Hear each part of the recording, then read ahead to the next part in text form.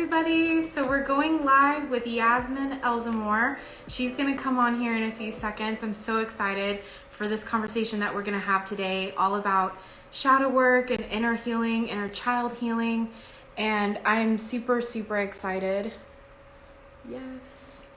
Awesome. On. Super excited. This is going to be such a great conversation. I'm so excited. Yasmin! Hi, baby. Hi! I love it. I'm so happy you get to see my face this time. I know. So for those who don't know, usually when I do guest interviews on a podcast, usually it's via Zoom and we can see each other. And for whatever reason, we had technical difficulties, and it was so hard. I know. I was so sad. I'm like, no. This is great. I'm so happy for this. I was like, we almost have to do an IG live just so I can see your face and we can talk about everything again. It's not complete if we don't. I mean, like, it has to happen. It has to happen. So how are you doing today? How are you doing, like, amongst everything? I'm good. I'm doing so well. I'm feeling, I've been just so busy, but also trying to take time to myself and remembering to kind of come back to just not get caught up in, like, day-to-day craziness and stress from the state of the world and like my internal world. So yeah, I'm doing good though. How are you? I'm doing really good. I think it's been kind of crazy here with all the fires and everything, so that's been kind of a stressor. And I'm actually next to not the Santa Cruz one that's going on, but there's the East Hills, and I'm kind of right there. So wow. I'm super excited for just this conversation, because I think we can talk a little bit about, the stress of things and like how to handle that and how that kind of goes into everything. But yeah, there's just so much happening. So yeah, we can all use stress relieving techniques and, inner child healing work. So I get it. Yeah. But it's been stressful. I think it's on top of that, right? It's like the pandemic, Black Lives Matter movement and everything that's happening there. And then on top of that, now wildfires here in California, I think. Totally. It's like, what else is going to, hit us? So we just have to be prepared, because we just don't know where things are going. There's so much fear of the unknown right now that the only thing that we have control over is our own state and figuring out how to soothe ourselves in moments of stress and anxiety, which we're all experiencing in one way or another. And I feel like a lot of people are just so sensitive. Like, I've been noticing a lot of people are just super on edge in their relationships, like with family members, with their friendships, because of the state of the world. So yeah, it's like everyone's routine is it's still in a place of unknown. So right. And I think that's one thing that I've been thinking about and processing is, there are things that we can give for free and that should always be free. And that's kindness, dignity, like respect, and just love, like preferring other people. And that's compassion that we can do during this time to really show up for our community and people in a way that isn't necessarily investing a ton, but yet we can at least give that. And then that makes you feel awesome, right? Exactly. And just helping others feel heard, helping others feel seen, helping ourselves feel heard and seen too. Because when we do that and we relate to another person, that's really the best way that we can receive the benefits also of feeling like, oh, well, I can really connect with this person. And, I get them on a certain level. Even if we're not having the same experience right now, we're still experiencing the same emotions. So we could totally relate on that level. And I think that that's so amazing and so magical. Yeah, I agree. Mm-hmm. So I think our episode is really awesome in talking about shadow work, inner healing, inner child healing. Love it. It was such a good episode, and I know I've seen a lot of the views, a lot of people have been listening to it, and I think it just speaks to what we're going through right now. Have you received any questions from your community on Instagram as far as shadow work, inner healing? No, I didn't. I actually received relationship questions, how do we what was the question? It was, how can I be more compassionate towards my partner's shadows? Which was a really interesting question. Ooh, that's good. And I got that one. It was I got that question, and I was like, oh, okay, this is a really good question, because I haven't been asked this before. And I think, you know, when we're in conflict with our partners, like that's a moment where our egos are super defensive, and the first thing we want to do is defend ourselves, and it becomes me versus my partner, which of course that's not a healthy way of looking at it. But we're human, and it happens, and we're going to slip up, and we're going to get into that mindset and that zone. But I think conflict is such a beautiful opportunity for us to be more compassionate towards our partner and what they're experiencing. And the way I look at conflict is it's not about you know what I mean? It's about the dynamic, and it's about what's underneath the actual fight that you're having with your partner. It's not about leaving the toilet seat up. You know what I mean? It's not about being messy, or, you know, not being clean, or not doing the dishes, or any of those little arguments that we get into with our partner when we live with them. It's more so about what's underneath it. Like, what's the shadow underneath that?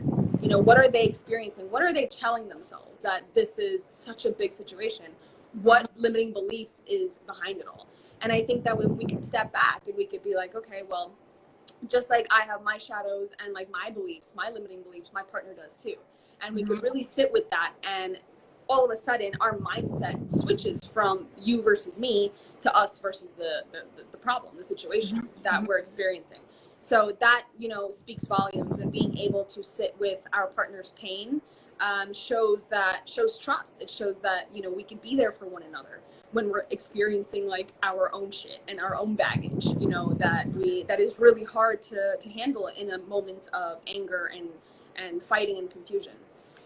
So I found that to be like a really interesting question, because we don't really look at conflict that way. At least I never actually looked at it that way. Yeah. But it is all about shadows. That's what your shadows come out to fight.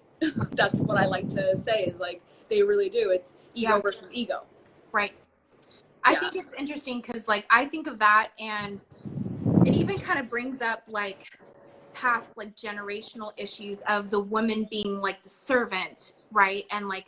And so it's like almost like we feel like we're not respected if like the shoes are being left out and not put away, or we're the only ones doing the dishes and cooking and taking out the trash and the emotional work. Yeah, totally. Right. So I think it's like almost that it's an automatic reaction, I think, for women, which I've noticed in relationships too, of like, this is a partnership, and including in the house and in the house work, you know, I had to communicate that with my past relationship. Totally. Because I was like, I want your help and I need your help. Like, if you're going to stay over, like, help me, you know, with like at least just the trash. And he stepped up and he did that. Effort.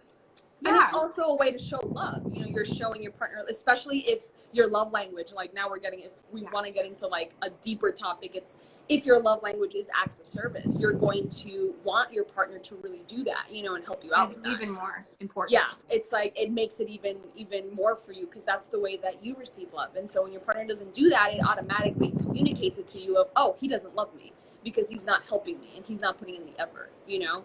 Even though obviously he probably most likely does love you in his own way, you know? So yeah, it's interesting to like reframe that and think about it that way. But I love that point that you brought up, because you're right. This is very generational. It's generational.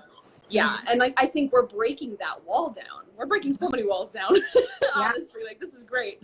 This year has been all about breaking down generational trauma and walls, and, you know, even with racism, you know, we're breaking all of these things down, and they have to be looked at. They have to be, even though they're uncomfortable, and it's weird to talk about that. You know, it's weird to talk about women doing all the work and kind of being the servant of the man, because that's the way things were back in the day with like our grandparents and great grandparents and all this stuff. So, but it's awkward to talk about. You know, a lot of people feel weird about that, because that's not, you know, we don't want to really acknowledge that. Right. Yeah. Because I think it brings up stuff that we don't feel like we have the right to express, because it's not like we were a part of like the, you know, that movement of women being able to vote and get a corporate job and be at the same level, and we're still dealing with, you know, women not being paid enough, things like that, right? Right. I think like when you're in your relationship, you're like, I don't know why I feel so strongly against this, but it's really offensive. You know? Yeah, exactly. And that's exactly it. It's a trigger. It's like, I don't know why this pisses me off, but it does. Like, you know, and I don't have to really it's justify like a core it. thing. And I know guys feel the same way too, of feeling like, do my balls need to get cut off for for you to feel like a woman, you know? And I think like that's, sorry, everybody knows that. No, you're right. So it's like that idea of like, do I have to be whipped? Right. That phrase, do I have to be, that's a trigger phrase. It's like, that's not called being whipped. You know what I mean? Do I have to be emasculated in order for you to feel like a woman? Right? Yeah. And to feel empowered as a woman. And I think exactly. Men struggle with hard. that. Totally. Yeah. Between everybody that I know, like, deals with relationship issues, that's always like the tension in the relationship of you want the man to lead, but the woman doesn't want to just be like a sheep following the shepherd. We want to have a say in where we're going and what we're doing, and totally feel equal partners.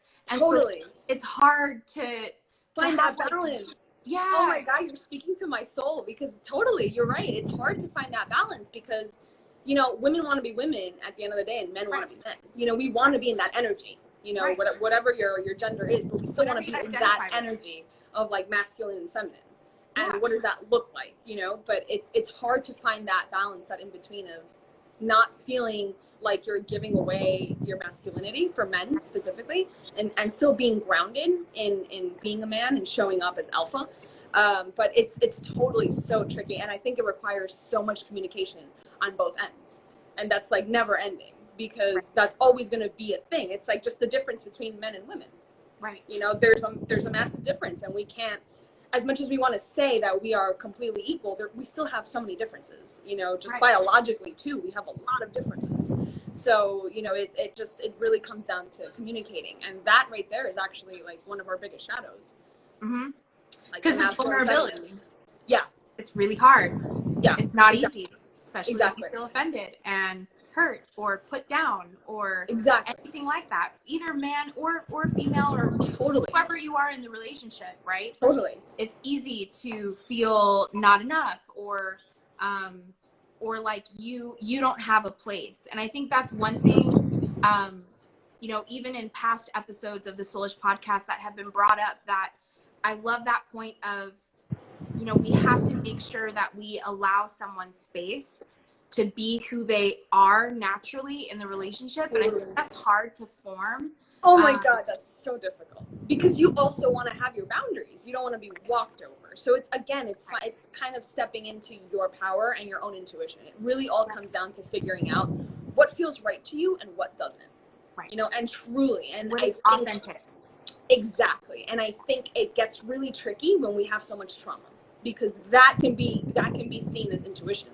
And most of the time, fear and intuition gets, for me at least, it gets so mixed up because there's so much underlying trauma from previous relationships. And then, like, you know, your body goes on alert, and it's like, oh my God, like my partner's doing the same thing my ex did. Holy crap. And then you start, you know, listing off the reasons like why this is happening. And, you know, this is like, it's a self-fulfilling prophecy at the end of the day, you know, because you're telling yourself that's evidence of your past trauma coming back up, and your current partner is showing you that, even though it's not, even though it might not even be close to that, but it looks like it, you know. So your nervous system automatically goes on like this alert, I'm trying to protect you, you know, I want, like, step away, I'm trying to protect you. But that's not always the case. So it's important to like really figure our own trauma out, so then we can really get in touch with our intuition. I think there's steps to that. You know, it's so easy to say, oh, just listen to your intuition and that's it. So much easier said than done. It's not that simple. You know what I mean? It's a lot of digging deep and coming back to yourself. And the only way we get to do that is by doing this shadow work and figuring out what our traumas are and what we're bringing into this relationship that we have from past relationships or even childhood, you know, from our parents' relationship. It all comes down to that. Yep. So just for everybody who's joined, we've had a few people join. Please definitely send us your questions, because we want to answer your questions in this live as well. Yeah, guys, don't be shy. Like, we're open to anything and everything. And feel free to comment too. I'll be watching and monitoring the comments too, but you can definitely ask questions as well. Totally. Yasmin, I wanted to ask you, so how do we, because I know in past relationships where I noticed things that were probably, I assumed were like, yeah, your parents got a divorce, or this was really a painful experience for you in your last relationship. So I would kind of tiptoe around that, and I would definitely with like understanding and kindness and love and compassion, empathy, because I've been through it too, would tread lightly and try to walk through that process of healing and me proving to them like I'm not going to repeat that. But how do we be sensitive to our partner's shadows as well as not giving that a place in the relationship? Like definitely setting the boundary, like we're not going to operate out of insecurity or fear. We need to be sure that our reactions to each other are not out of fear or insecurity or self-protection. 100%. You don't want to walk on eggshells. Right. But Yeah. how do we do that? What's the best way, I guess, to identify shadows and help our partners like walk them through that process? For somebody that may not be like an expert like you and I are as far as like shadow work and inner healing, because we deal with people all day long. But totally. We're like how would accustomed like average to doing Joe this work. Yeah. Yeah. How would they do that? So I think it really does come down to direct and honest communication. You know, like a lot of people always like ask me questions like that, like how do I do this? How can I be there for my partner without overstepping my own boundaries or walking on eggshells and all this stuff? And it's like the only way we could truly know is direct conversation with our partners and direct communication. Having a talk with them about what your shadows are, what your boundaries are, what your values are, what your needs are, and kind of guiding them in that way, and being the first one to step in, because you know there's always one person who's a bit more emotionally mature enough to handle a relationship. There's always that one person that has a little bit more knowledge, or you know, whatever the case is. But I think it's important to take that step and guide them in that direction. Not tell them what to do, but guide them. And I'm not saying coach them either, because you don't want to be anybody's mom or fixer or coach or anyone. Like we don't want to fall into the That's hard to not slip into, especially for me. Yeah, totally, me too. I'm a person because we do this that. work. We do this work, so we're going to want to, you know, shape our partners and help them and all that stuff. But it's like it's important to let them be and let them learn about themselves. And you just guide them by embodying what you know. You know, so it really comes down to us walking the walk. You know, because we could talk all day and tell them to do this and tell them to do something else, or we could teach them all we want and send them all the Instagram posts and all the articles. But at the end of the day, if they're not willing and they're not open to learning about themselves and taking the risk to dive deep into their shadows, which is a really hard topic for people who are not open to this kind of work, it could be difficult, and that could be a clash. And that's when you realize, like, is this of value for me in a relationship? Do I want to be with someone that I have to constantly be telling, like, do the work, or someone that I feel isn't open to doing it or shies away from it? No judgment to the people that don't want to do it. It's just, it's not fair to you to have to, you know, push your partner. Exactly. You don't want to fall, because then you're falling into codependency.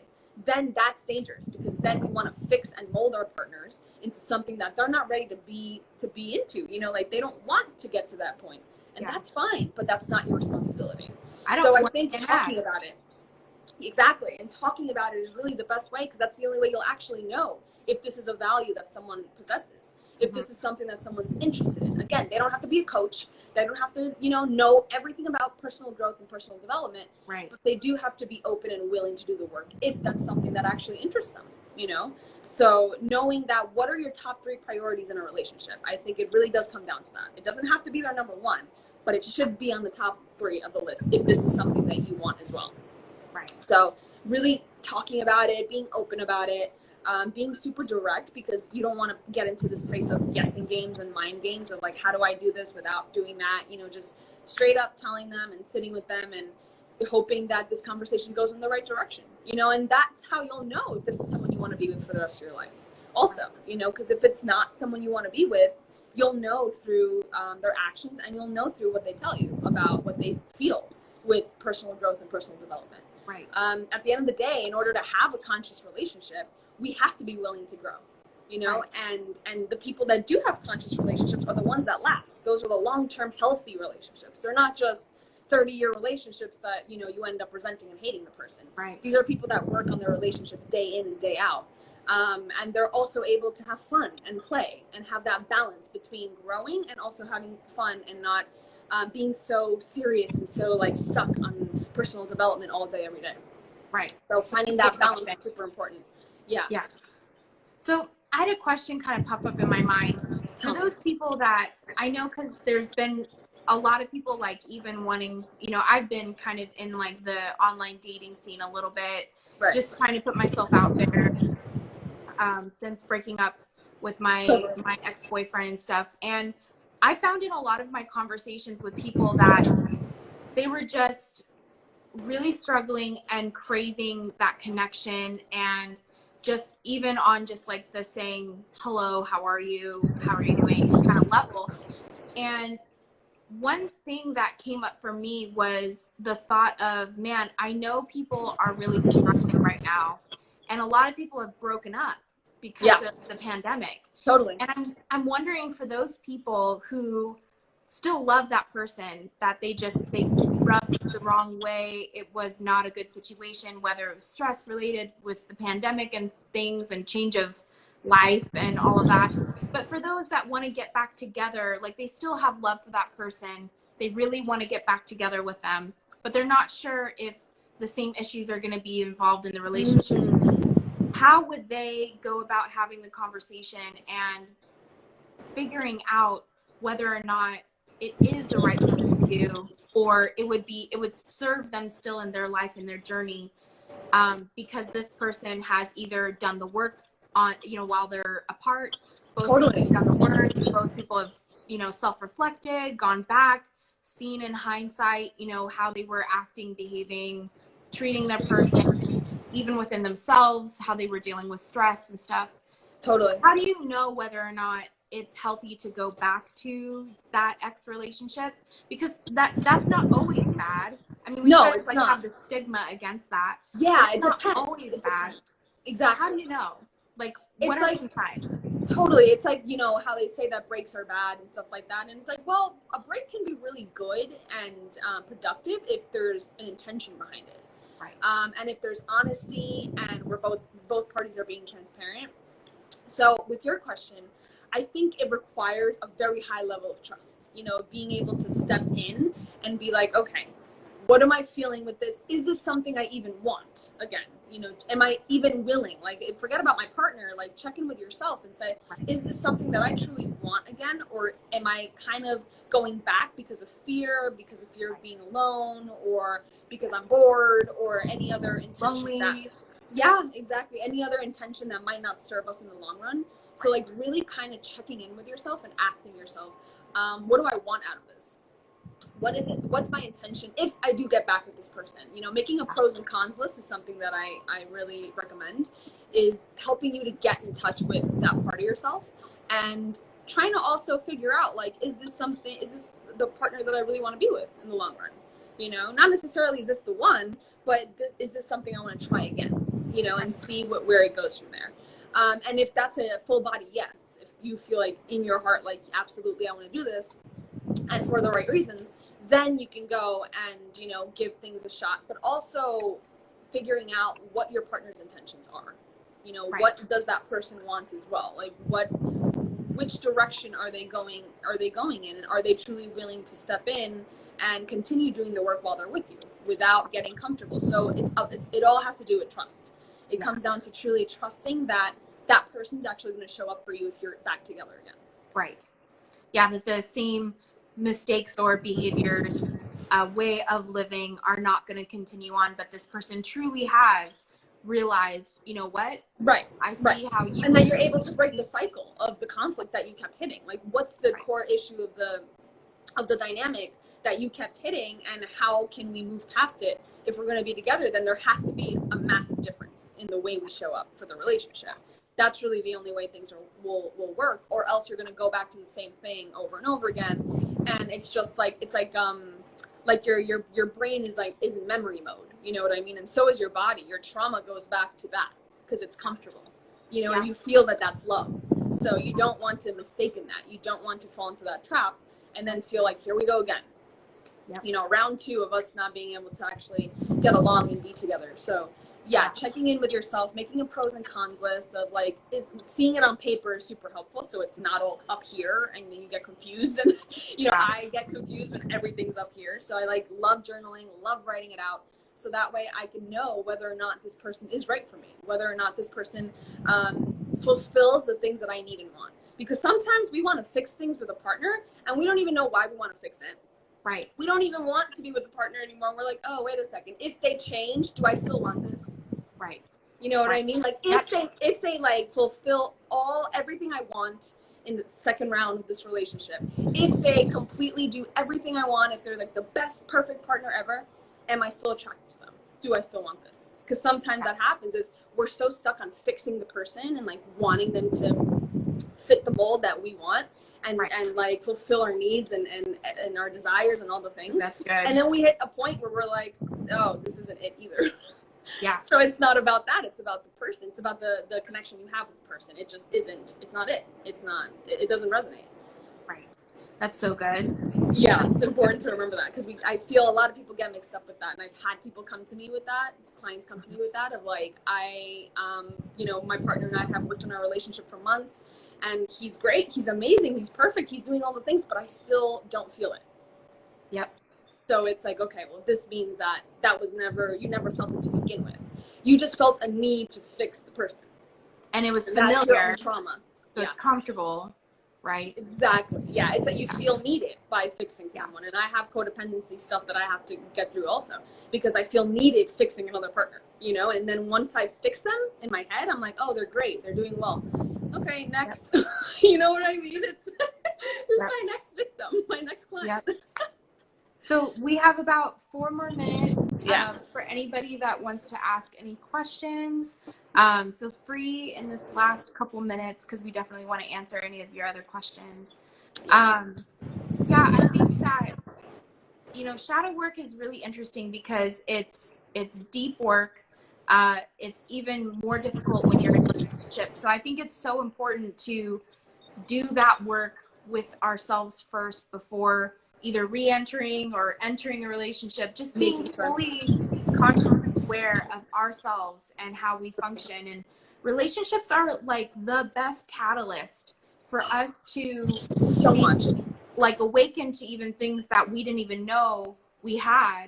I know for me, I didn't realize, I thought I had dealt with and healed from my past trauma of my ex having 2 names and 2 different lives, and I thought I had fully healed. Being gaslit, Yeah, and definitely. I had no idea that I still had fear of like, what if I am having this happen all over again? And here I am, like, I'm fully invested, I'm in love, and I had to really work through that fear of abandonment, betrayal again. And I didn't realize that until I was in a committed relationship.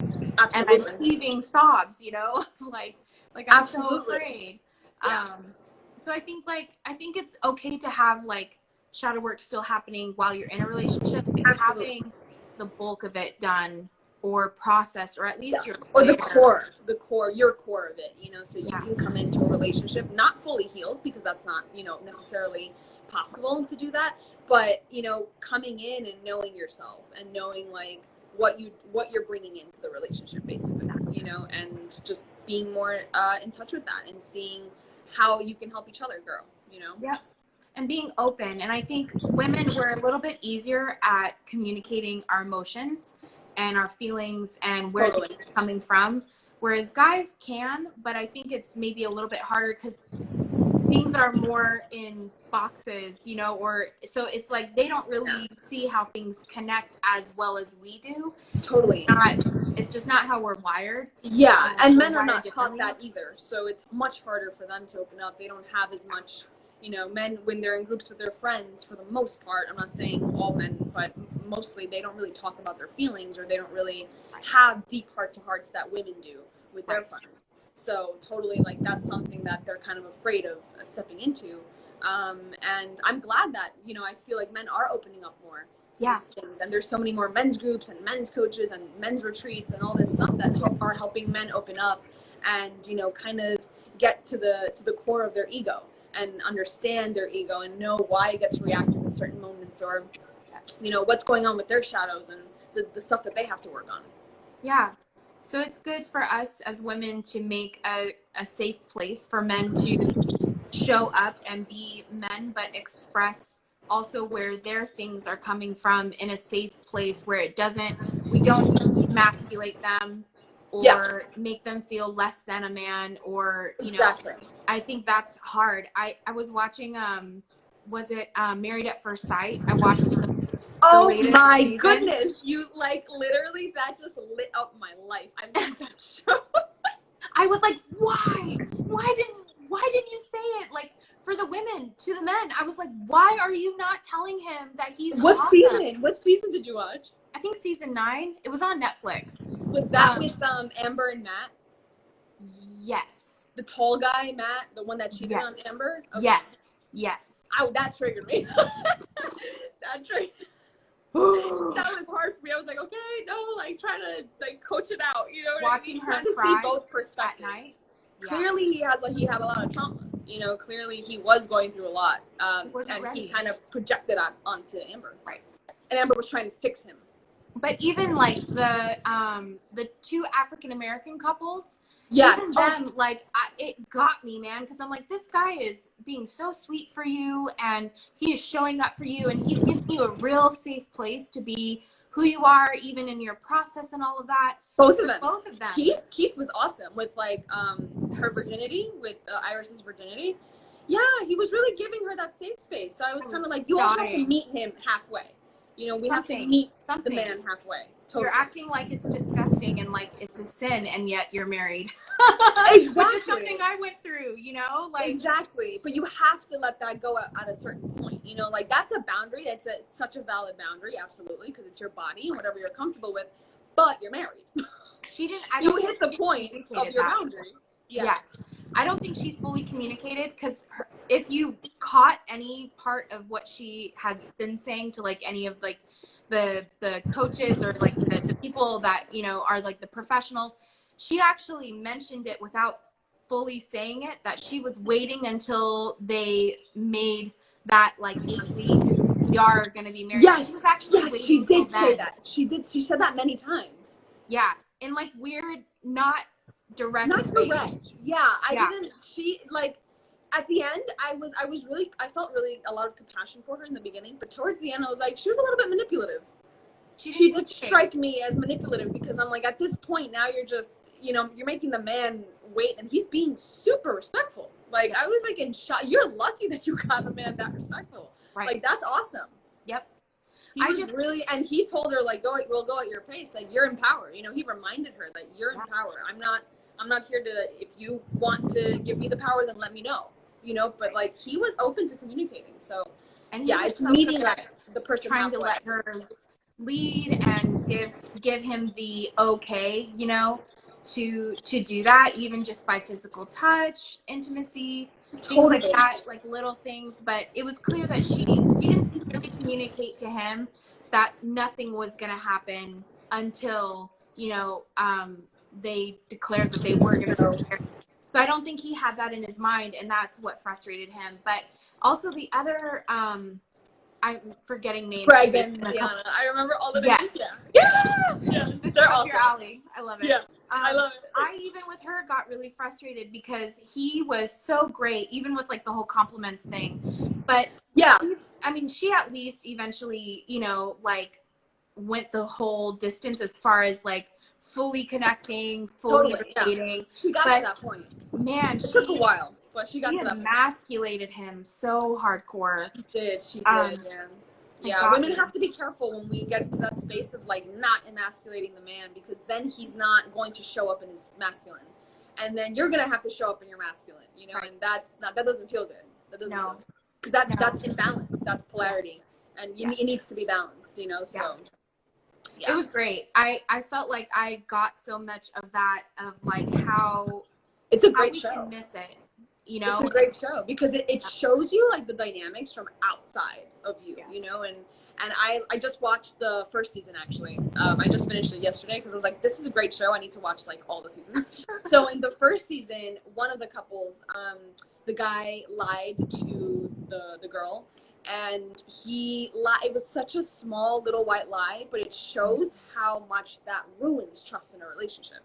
You know, and like, even if it's a small little white lie that you just did it because you didn't want to hurt or disappoint the person and there was no negative, malicious intent behind it, it's still so unhealthy because it creates this place where your partner's going to question everything. Right. And that's emasculating to a man too. But Yeah. men have to also step in and be like, if I don't want to be emasculated, then I have to be completely honest and completely authentic. Right. And then that way the woman can either stay if she loves me and like truly wants to be with me, or she can step out, and that's okay too. Yeah. You know, I'll Be find okay someone with that that. actually understands me. Yeah.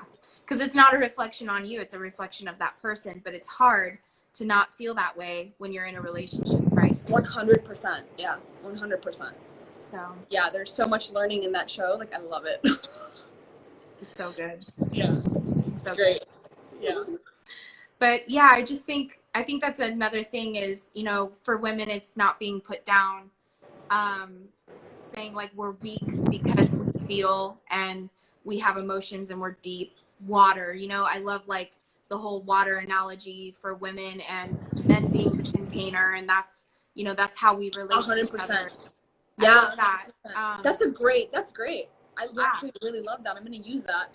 Yeah, definitely. Like, that's awesome, because you're right. It is like, women, we have so many emotions, and we're so, you know, multifaceted, and we have so much to give, and we feel so much because we're so intuitive. Yeah. And I think that that's so beautiful. And I love that men are able to, you know, if they're grounded in their masculine energy, they're able to really hold space for women and be there for us when we're feeling all over the place, or we're feeling emotional, and, you know, which is going to happen. You know, it doesn't matter. It's always going to happen. Right. And when a man is able to really hold space for us and be in that grounded, like, he knows himself and he's comfortable with his own emotions, he'll always be comfortable with ours. So it's really nice to have that dynamic, because that's a healthy dynamic. Right. That's Because what it he comes down needs to. that flow in his life, right? Because we all have masculine and feminine energies. So Totally. he needs that in order to feel like he has a place and that he has like the ability. It just reminds men that they have the ability to flow and 100%. not just be direct one way, or so structured. But then we, on the other side, need that safety and that security and that structure to feel like we're able to flow. And I love, like, also the other example is like ballroom dancing. The Love man it. is the frame, right? He holds Yeah. the woman while the woman is doing all these things. He's throwing her up in the air. He's catching her. Like, Beautiful. Oh my God, that's great. and I Yes, just think that's a love great that. picture of masculine and feminine energy working together to I make love that. something happen and to go somewhere together and express each other as well. And I love that. I love that you said that. That's yeah, amazing. so Yeah. I think that too is another great analogy and a great picture of what it should look energetically within us, as well as in a relationship. Totally. Whether you're the man, the female, or if it's same sex, or, you know, it doesn't matter like the type of relationship, these energies still work the same. And so it's just figuring that out. And I even said in my podcast on masculine feminine energy, like, I have a girlfriend who's a college girlfriend, and she was definitely more masculine. There was nothing, she was definitely a woman, Of like course, fully a woman. She just, one energy is more dominant. yeah, and we label them as like tomboys, you know, or something like totally. that. But man, that girl could pack a trunk. Oh my God, she was like a master at like packing trunks and Tetris. Like she like Tetris the trunk. Oh, that's funny. We went on road trips. But I noticed years later, she married he's not masculine, but you can tell energetically he is more feminine. He is more flow. That's maybe dominant energy. Yeah. Right, but he totally meets her, and she totally meets him, and they perfectly complement each other, and still have that polarity as well. And so that's also really important, that we can't have a box of what it's supposed to look like, but we can understand how the energies relate and connect and polarize. And I think it's really important to know like what you are by default, and to be okay with that and comfortable with that. If you're more of a tomboy woman, or you're more in touch with your intuition and your emotions and empathy and all of that as a guy, like, that doesn't make you less of your gender, right? No, whatever gender you are. Exactly, because it's not about gender. Yeah, it's No. about the energy that you possess. And again, we all always have one that's a little bit more dominant than the other. Yes. But we can always balance those, you know, in different areas of our lives. We can be masculine, in different areas we can be feminine. Right. And knowing when to switch off with our partner is important too. Yeah. You know, giving the partner like the lead, like, here, you lead now, you know, and like our partner can give us the lead at some point too. So yeah, knowing when to switch off and like knowing how to balance that within yourself and with your partner is really important. Yeah. It's so and important. that's what flows. I think that's like the basis of sexual attraction too. Because if you have two energies that are clashing, you know, if you're both masculine, you're not going to be attracted to each other. Right. You lose attraction. Yep. Exactly. And I think too, like that even goes in line with shadow work of giving space, and that energy, like whatever your default energy is, it's so important to hold space for your person to make sure that that you are. Hi guys. Oh, we have a couple people just joined. Please send your questions too. We're gonna wrap in a few minutes, but definitely send any questions you have about shadow work, inner child healing, masculine, feminine energy. We're kind of talking about everything right all now. of it, because it's all so like related and closely tied. Yes, because I think too, like that's also how men feel safe, is if they feel like you're sitting back. For women, if you're in your feminine energy, as a feminine energy person or space holder, we definitely have to sit back and relax and let them basically be direct with what they're feeling. And I think that gives men the opportunity to step forward and say, hey, this is how I'm doing, this is what I'm dealing with, this is what I'm working with. Totally. And when a man wants to give something, you know, allow him receive, like be open to receive, you know, because it's like women, I think, I mean, at least for me personally, like I sometimes can't receive, you know, because I feel so self-sufficient. I'm like, nah, I don't want this. Like I can do it for myself. I can do this all by myself, you know, but it's also really important because that's how you show a man that you appreciate him, right? And that he is needed, you know, like that he is needed in the relationship. So, and men want to feel that. They want to feel appreciated. They want to feel needed. They want to feel like they're providing, like they're leading, like they're in charge, you know, and that to them, a woman receiving is really attractive. So it's important to rewire that, because I don't think that we, obviously depending on family dynamics and what you saw growing up, we are kind of taught that we have to be self-sufficient and we can't trust anyone and all these things, and we put up this wall, and then we don't allow ourselves to receive, and then we get into a clash. It's a false sense of independence when women say, I don't need a man. Because it's like, actually, yeah, you do. You need women and men in your life. We need that, you know, to some extent, absolutely. Yeah. It's false independence. It's actually not authentic independence, because independence doesn't mean that you don't need somebody.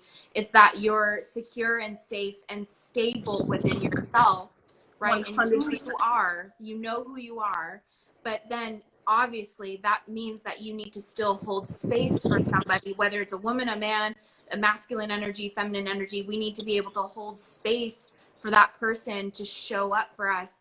And it's funny because I know so many women are really, like, I even struggle with receiving because I'm so giving, and like I like to give as well. And what I've realized is I need to sit back and receive, because kind of like how we, you know, you have sex, right? The woman receives, right? The life force, whatever, and not to get graphic here, but then we basically create life, and what do? We give it right back out. That is feminine energy. Exactly. Feminine energy receives it like you're baking a cake. The cake comes into the oven, right? All the ingredients, and then it pops out, and that's what we have to give and say, thank you so much for giving me that. Here it is. You know, exactly. And in our way, we create that gift to men, and I think that's ultimately what men want to receive back. They do. They're giving, they're depositing, they're investing, and they want to see that investment return to them. Totally. Satisfying. Yeah, and men want to provide. We have to remember that men, like that's their role. You know, like that's what they've always been about, and that they feel comfortable providing. Yes. And that's why I feel like men, when they're in their wounded masculine, like they have a lot of insecurity around money, around career, around all these things, because they want to provide. They want to be able to get to that point. It's because they love the woman that they're with and they want to give. So it's important to hold space for that as well, and know that, you know, when a man feels a certain way, that's okay. It's okay to accept his emotions, and it's okay for him to come to you with that, so he can feel like there's a safe space as well. Yep. So good. I love this. It's such a good talk. Oh my God, it's so needed. So needed. But I think, let's see, I don't have any questions coming in. Okay. I feel like we've talked it out A lot. like a lot, and it's so good. I love it. I'm gonna definitely post this on IGTV, so there for everybody to rewatch as well, and to definitely comment and all of that. We can continue this conversation for sure. Oh my God, we have to, for sure. We have to. So good. Masculine, feminine energy is like one of my favorite topics, probably. It's so great. There's always so much to learn about that. Yes. Yeah. So cool. Oh, thank you, Brad, for saying listening has been so instructive. That's awesome. That's my boyfriend. Oh, hi. Hi, Brad. Nice to sort of kind of meet you, sort of. How supportive, right? He's That's so awesome. sweet. He's so Aw. sweet. Yeah, he's really So sweet. supportive. That's your man. That's awesome. I love it. Stepping in. I love it. So cool. I love it. Aww. Oh, it's so cute. Hi, Dave. Well, Yasmin, you know that I love you, that we're best friends for life now. We're soul sisters, seriously. And I love this connection that we have and that we're able to talk about these things so openly. It's such a gift, honestly. It is. It truly is, because it's rare. I don't think you can do that with everybody, you know? No, not at all. Not at all. Love it. Love it. Sending you love. Thank you so much. Sending you love. Thank you so much. Yes, we'll talk soon. We'll continue the conversation. Yes. Thank you. Bye. See you guys. See everybody. Bye.